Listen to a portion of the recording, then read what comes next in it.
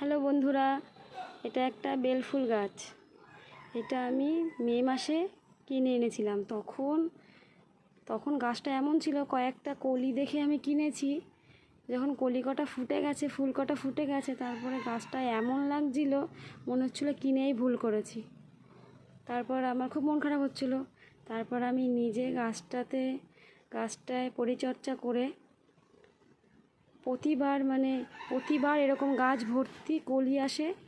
এই কলিগুলো ফুটে গেলে আবারও গাছ ভর্তি কলি আসে, প্রচুর কলি আসে।